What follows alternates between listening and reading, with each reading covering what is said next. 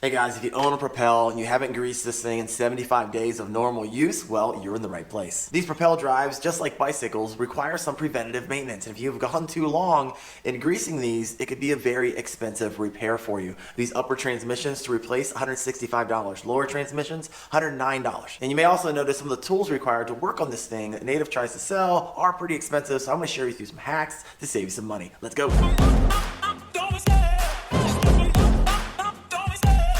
All right, first thing I like to do before I start working on my Propel drive is I hate when this thing rocks back and forth.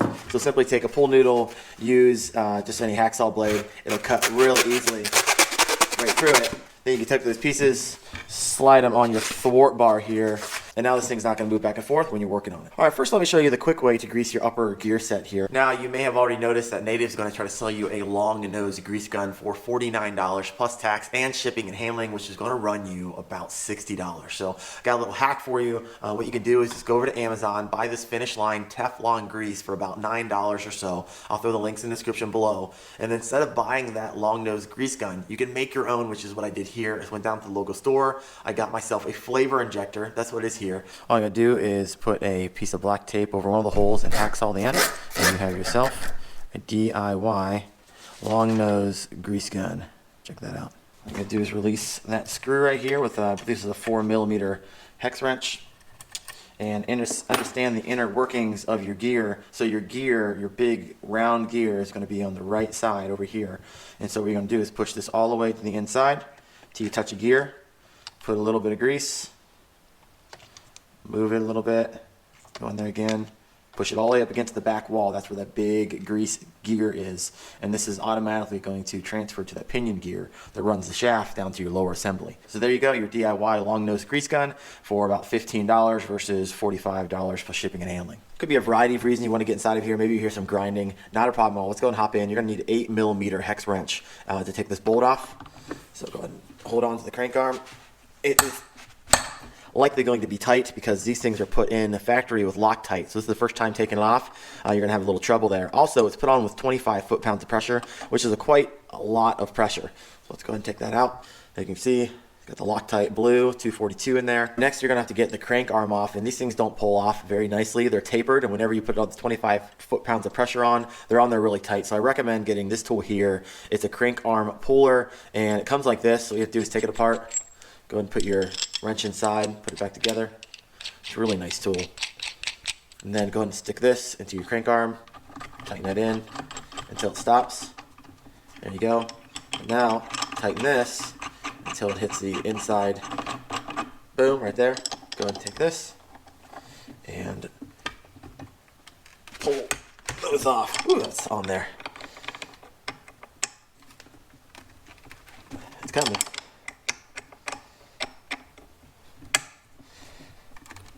There we go. Pushes that right off. Boom. You might notice that I'm taking off the right side, and you notice the right side because when you're pedaling, your right foot is on the right pedal because this is where the main gear is. So when I take this off, it's going to have access to the main gear. I'll be able to clean that out really nicely. Now, what you notice now is that you're going to need a special tool that probably you likely don't have. It's a spanner wrench, and you could buy one from Burley Pro. They try to sell it to you at $90, which I think is a big bummer because it only works on the Propel drive. And so I recommend getting the OTC 6613 adjustable spanner wrench. Let me open this up, show you what it looks like. Now, the great thing about this, I like it better than the Burley Pro because the Burley Pro only has 2 settings on when it comes to width. Now, this is an adjustable spanner wrench. It's cheaper, and what you're going to need is the 6mm pins, and these are adjustable, so you can use it on other projects as well. And so once you have these pins in, you are good to go. And so there are cheaper versions of this, and you'll see them out there when you're looking on Amazon. As I was reading through the reviews, I didn't like what I was seeing. And so I'm 40 years old. I got a lot of life left to live. And so I don't mind buying nice tools that I can use well into the future. All right, these are pretty easy to use. Just go and stick it in there. It's going to be lefty, loosey, righty, tighty on both sides, so it doesn't matter. Just go and loosen it up. There we go. All right, so these could be super tight if the first time coming out. Or pretty loose. And once you get to a certain point, you can just start hand untightening it. All right, let's go and take this out. Let's see what we see. All right, whoa, look at that. All right, so What are we looking at here? A lot of grease got pushed up on the inside here. The tines look good. Still, I don't see a lot of metal shavings, which is nice. All right, let's take a look in here and see what we can see. All right, this is really nice. Sometimes when guys open this up, this will all be rusted out. It'll be brown. That white Teflon grease will be brown. The tines look good. There's a lot of grease sitting around simply because we missed when we tried to put it through the hole up there. So that's why I don't love the hole, and that's why I like taking it apart and kind of clean it up a little bit. So let's go ahead, clean this up a little bit, clean this guy up a little bit, and let's put some new grease on. That is quite a bit of grease. That's why you don't need a ton. You don't need a ton on here. So it's gonna take a hot minute to get all this off. I like to get in between these tines if I can. Kind of push out the grease, dirt grease in there. I also like to clean these threads out up here with a Q-tip before I put it back together. So go ahead and clean those out so you get a nice clean tight fit. All right, so you also see there's a bearing here, so I use some Lucas fishing reel oil, kind of put a bead there, just 1 or 2 drops, and then work that in. Grease is not going to seep in there, so you're going to need oil to do that. So just use this guy. Put some of that in the description below. I use it on my reels as well, so works out nicely. Okay, it took a little time and grease got everywhere, but I cleaned this up nice. This is nice and clean, and I oiled the bearing, and this guy down here looks pretty good too. So let's go ahead and put some grease on this and start reassembling it. I'm going to put this Finish Line premium grease for bicycles. This is the Teflon. This is what Native recommends. It'll be compatible with what comes factory stock. So I'll throw the link in the description below. But you're not going to want to absolutely cake it on here, just enough to cover up the tines. So let's go to put a nice bead around the outside. There you go. And this by default is going to go ahead and go on your kind of this pinion gear on the inside, so you don't need to put it in both places. So what I like to do is just make sure it's coated in there, every one of the tines really nicely. I like to remove a lot of the excess, or it's just going to make a mess for me the next time I come in here and try to clean it out. Let's go ahead and put this all back together. So this, without the gear, is going to go on the left side.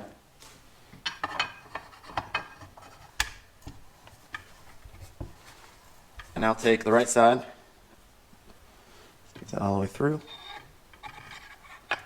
Start to hand tighten as much as you can. Now keep in mind, you don't want to start cranking this, and you're going to want to seat the gears really nicely. As you can tell when I'm tightening this, I can also get my hand down here on the propeller, making sure, all right, it's in. I can tell it's in. I'm moving the propeller, and that guy's moving. So I'm not going to bind the gears and break them, so they are seated nicely. So let's go ahead and tighten this up. So when you're tightening up these caps, you got to make sure there is no gap between the casing and the cap. So make sure to tighten it up. You don't want any gap here. This is where you get water intrusion and your whole insides will be rusted out. So make sure these caps are flush with the casing. You'll be good to go. Our next thing we're going to do is go and put your crank arms back on. You'll notice on the inside it's going to be etched left and right. The right is going to go on this side, left is going to go on this side. Make sure when you put them on, of course, that they're opposite sides. And before I do that, what I always like to do is they come factory with some Loctite Blue 242, so go ahead and put a dab of that on there. You don't need to go all the way around because when you screw it in, the threads are going to spread that out for you. So we got left side over here. Doesn't matter. Go ahead and stick that in there.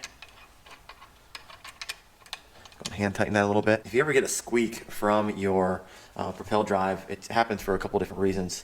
The likely culprit is that you haven't tightened your crank arms tight enough, because what we have a tendency to do is whenever we hit resistance, we think, oh, we're almost there, and give it a couple more tightens and we're done. Well, the thing is, this needs 25 foot-pounds of pressure in order to tighten this up, because as you can see in here, these are tapered and the spindle that it goes on are also tapered, so you have to seat this pretty well, and it takes a variety of cranks to get there. They sell tools that help measure 25 foot-pounds, but just keep in mind you're gonna have to go a few more times than you're used to, because you're seating this bolt and you're seating the crank arm up on the tapered spindle, and that's probably why you're getting the squeak, or why sometimes these things come loose.